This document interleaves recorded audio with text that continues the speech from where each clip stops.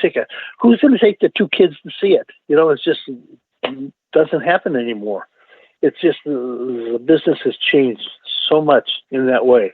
But I think the Power Hour, I hope it holds its course and doesn't cave into what the public has been conditioned to the last 10 years or so.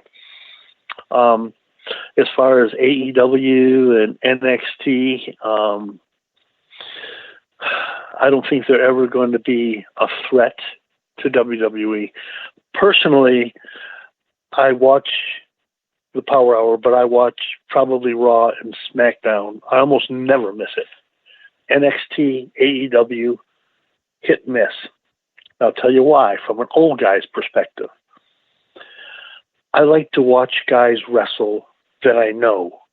I like to know this guy and that guy and that guy. I go to AEW and I know maybe 5 or 6 of the guys. NXT, which in my mind, I mean, they've got some good talent, but in my mind, it's still just a farm league for WWE. So there's a lot of talent, but I don't know any of them. So I don't want to see people I don't know necessarily. I want to see the people I do know, and I can get involved with in some type of a storyline. I can't get invested in somebody that I don't know who they are or where they came from. That's an old view. And I think a lot of people feel the same way too. But going back to your career, I wanted to know, how did you get from the WCW to the WWE in the early 90s? Same way. In WWE, I just had some spot shows in, hit and miss. I did a lot of independent stuff at the time. Jay Strongbow, he was doing most of the booking and that, and at the time, and you get a couple of dark shows when they come in town, and that where I was at, and that, and of course they want nothing to do with the Hogan thing, and that was another thing with the Hogan. I was surprised because WCW let me keep the look and actually use the Hogan name. And in fact, Jimmy Cornette was doing commentary once, and I was getting my brains beat out by somebody, and he was doing commentary and said, "Boy, I bet he wishes his big brother was here now." So my take was that WCW wanted me around there as a Hogan so they could show superiority. We can beat up a Hogan. That Hulk Hogan ain't nothing. Look what we do to Hogans. Sure, they have that name. That's why I was Enhancement the whole time, and that's why you never saw another Hogan or anything up in the Fed.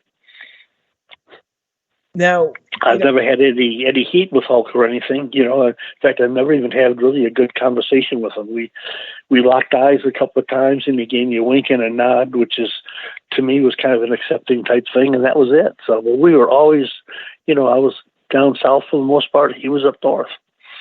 Sure, and then you kind of, I guess you kind of switched, right? He went down south, you went up north, and that was really it. But I'm so I love hearing that you were a fan as a child through the business. I know a lot of people kind of get sour on the business once they're in and once they're out of it, but you're still watching today. So the product has definitely changed. But who out there do you enjoy watching? In this day. The new guys or let me see. I like Roman Reigns. I think the most underutilized talent that they have has been Dolph Ziggler. The guy's got a look. He's talented. He's got mic skills. He's got everything. But he just gets on the edge of the cliff, but they just won't let him jump off. I don't know why. Roman Reigns, I think maybe they handled him wrong. He was going to be the next Hogan, the next big thing, and Vince pushed him down everybody's throat, and now everybody got sick of him. So that's very unfortunate. I think Drew McIntyre is great, especially since he got fired a few years back, and now all of a sudden he comes back as the great hope again, and of course now he's slowly turning into a baby face. So I think there's a big future in that. I like to see Jericho still out there doing his thing, and he's still what he does. He's great at it. Of course, Kenny Omega, but again, there's a name that if you didn't know anything in Japan, you never know who a Kenny Omega was. Sure. So those are kind of my favorites. What I am happy to see though is the women's wrestling now. It's getting to be real wrestling again. You still got some eye candy in there that's got no business, in my opinion, being in the ring. But you got a lot of women in there that can really work. I think Charlotte Flair, of course, Becky Lynch, Natalya. I think this Asuka, they're not using her right because she was very big and did a lot of stuff in Japan, but she had to change her Japan style to American style and just hasn't. I just don't think she's peaked, and now she's doing this, crazy thing with the makeup and the screaming in the mic and that. So she'll probably go on pretty soon the way they go. But I think Roman Reigns, Drew McIntyre, and in my opinion, Ziggler are the three workhorses right now that need to push. I think a lot. And of course, the one who went the most with the least, I think, is The Miz. I love his Miz and Mrs. show on TV. I can't wait. It's on tonight. And here's a guy who was really nothing more than an jobber, an enhancement type. But he's funny, and he had some mic skills, and they capitalize on that. And he has just turned his life completely around, and he just didn't have the talent that a lot of them had. I didn't like what they did, through the years with the Big Show. Big Show here was like Andre the Giant. I mean, he couldn't really be beat until it was time to pass the torch. And Big Show, he's always there. Now I guess he's going to come back and do more matches on a part-time basis again now.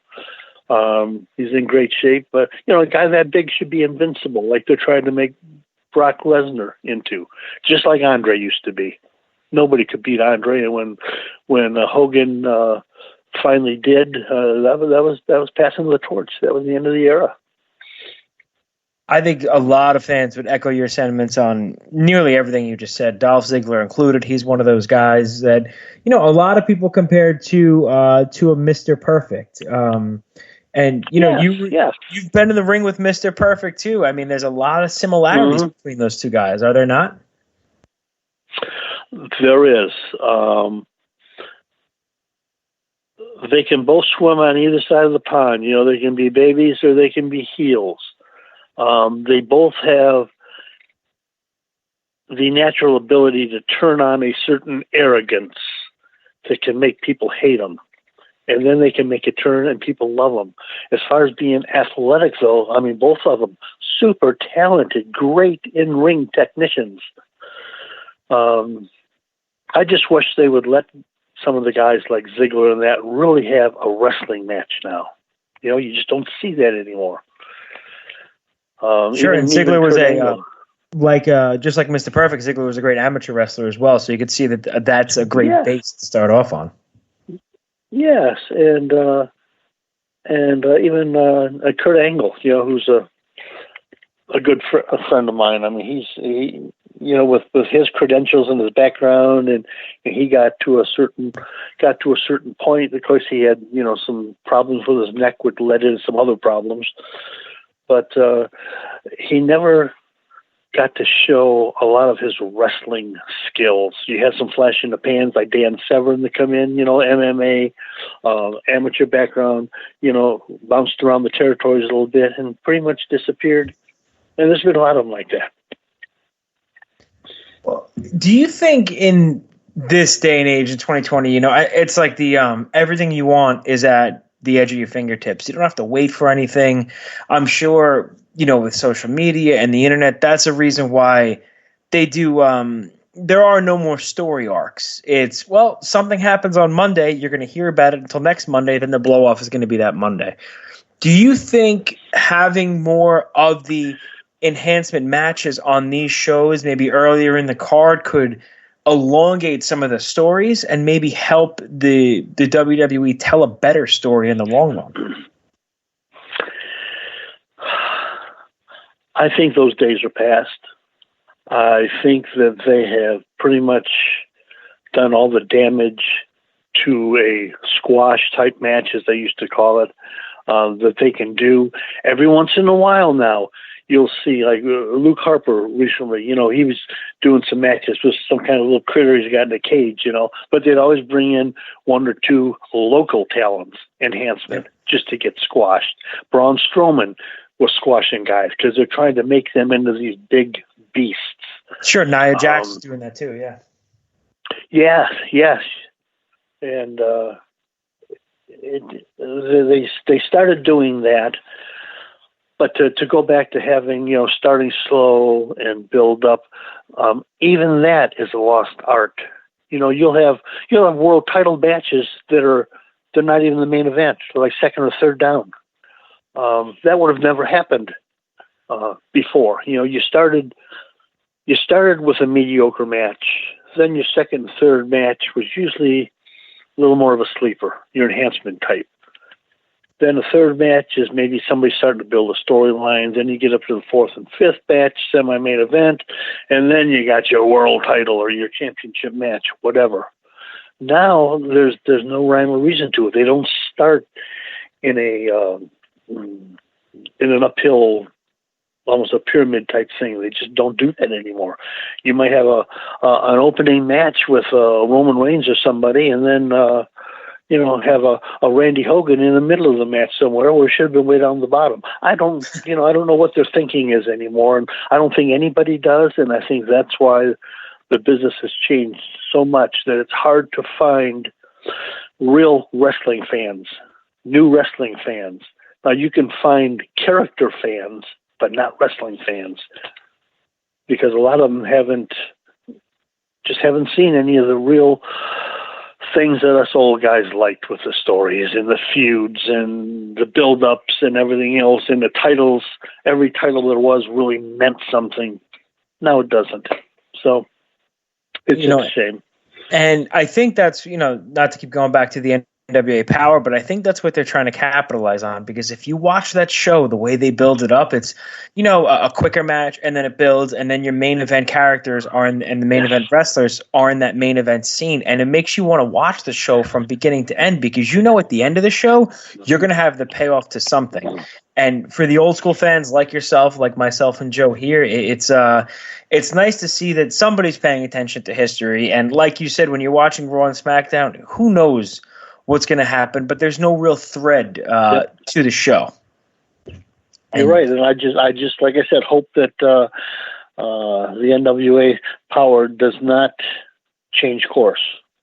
I hope financially they can hold the course and they can keep doing it, because I see AEW changing a little bit. NXT is just a clone of the Raw SmackDown type thing, so. TNA started at one time, and Impact and that, and now you hear very little about them. They're still out there, they're still going, but they had a chance at the time, and when they had, Jeff Jarrett was running it and that, even before Dixie Carter come in, and I just think they're going to fall by the wayside, and WWE is going to be the only one there. And NWA, if they can draw back some of the fans that have been lost because of all the shenanigans, I guess, that are going on with WWE, if they can regain that customer base, I think it's going to be an older base, and I think they're going to get their kids and their grandkids involved in it, and that's the only way that there may be a little resurgence, I think, in the business. The way WWE is going now, it's not going nowhere. It's going to be just what it is until Vince dies or something happens, and then it's going to go off into the woodwork, and he's going to buy another football team and buy Disney World, and him and Stephanie and Shano, and they're going to fall off into the they'll be the really the new Rockefellers. That's that's for sure. But like Shane McMahon. You know, like Shane, how does he get in all these big, like, main event matches and he wrestles maybe once a year, twice a year? Now, there's a kid that probably has some talent,